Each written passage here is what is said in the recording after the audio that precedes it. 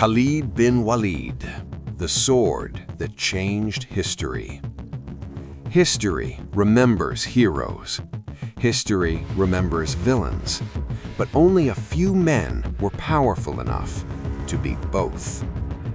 Before he became a legend of Islam, before his name echoed through battlefields, before he was called the Sword of Allah, Khalid bin Walid was the most dangerous enemy Islam had ever faced. And this is where his story truly begins. Arabia was a land ruled by bloodlines, honor, and the sword. Tribes rose and fell by warfare. Poetry praised warriors, and cowardice was worse than death. Among the Quraysh of Mecca, one family stood above the rest, Banu Makhzum. They were not traitors, they were not diplomats, they were born for war. And among them, a child was born with fire in his blood. His name was Khalid. From childhood, Khalid bin Walid lived for combat. While others learned trade routes, he learned how to read an enemy's eyes. While others memorized poetry, he memorized terrain. Horses obeyed him. Weapons felt natural in his hands. Fear never lived in his heart.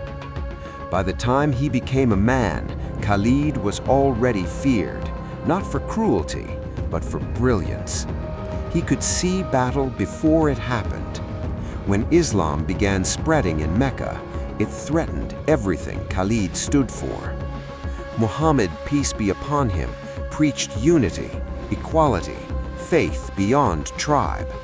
To Khalid, this was chaos. To Khalid, this was a danger to the old order. So he chose his side, and he chose it against Islam. The Quraysh needed a commander, someone ruthless, someone intelligent, someone who could defeat Muhammad, peace be upon him, in war. They chose Khalid, and Khalid did not disappoint. The Battle of Uhud.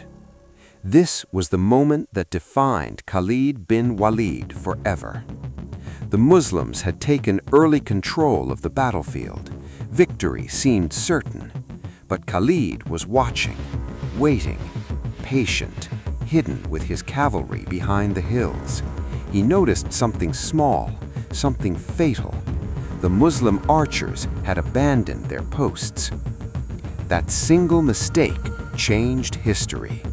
Like a storm of steel, Khalid attacked from behind. Horses thundered, swords clashed, confusion spread like fire. The Muslim lines collapsed. Blood soaked the earth of Uhud. Even the Prophet Muhammad, peace be upon him, was injured, and Khalid bin Walid stood victorious. That day, he proved one terrifying truth. If Khalid fought against you, defeat was almost certain.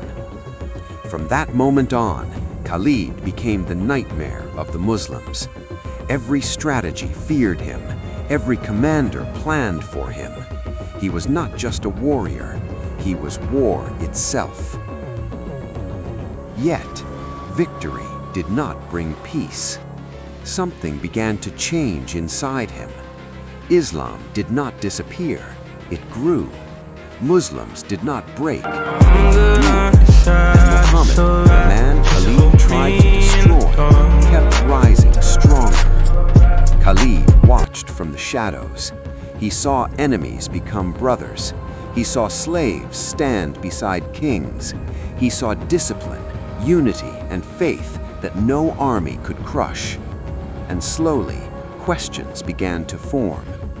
What kind of man inspires loyalty beyond death? What kind of truth survives every attack? What kind of faith refuses to die? Khalid did not convert overnight. He wrestled with himself. Pride fought truth. Honor fought doubt. But the battlefield taught him one thing clearly. Islam could not be defeated.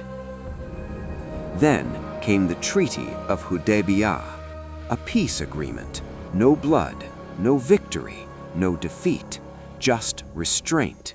And that shocked Khalid more than any sword. Later, his brother wrote to him, "You are wasting your brilliance fighting the truth."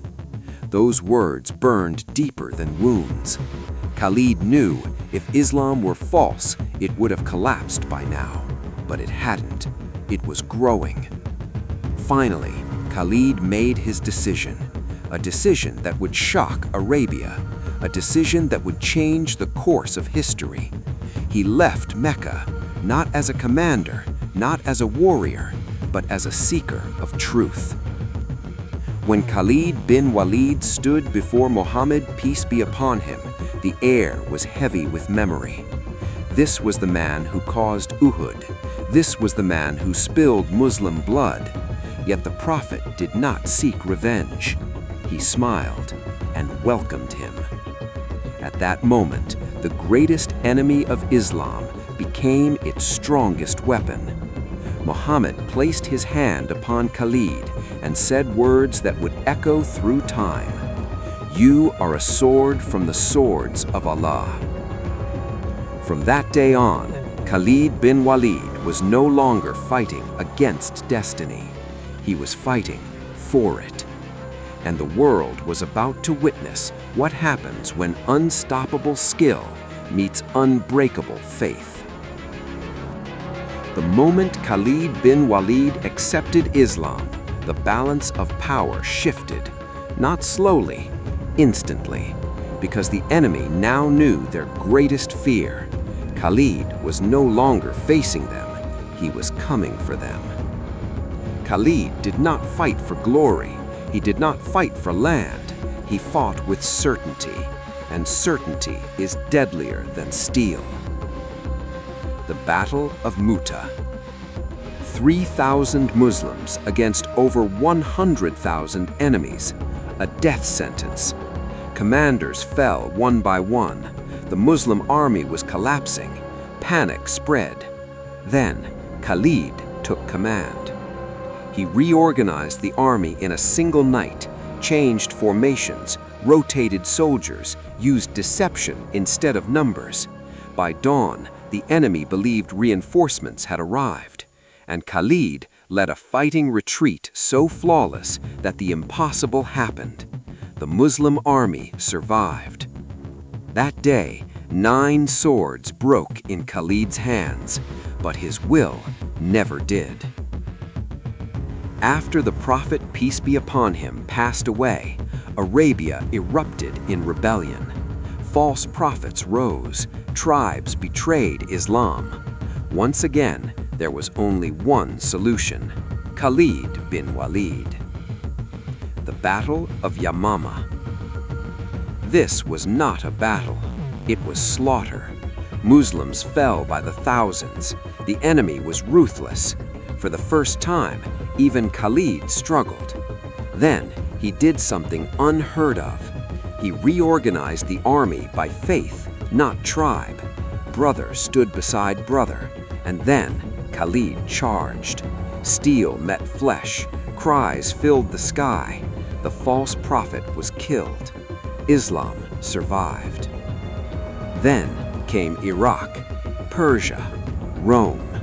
Empires that ruled the world for centuries. Empires that believed Arabs were insignificant. They were wrong.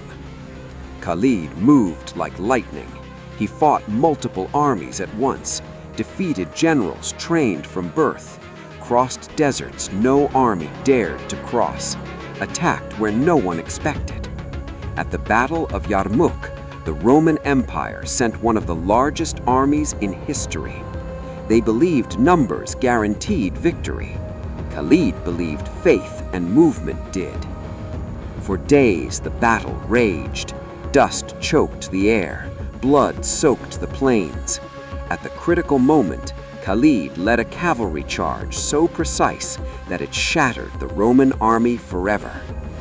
That day, an empire fell, not to numbers, not to technology, but to strategy and belief. And then, something shocking happened. Khalid was removed from command. No rebellion, no protest, no anger. He accepted it silently because he did not fight for rank. He fought for Allah. Khalid bin Walid fought over 100 battles. He never lost, not once. Yet when death came, it did not come on the battlefield.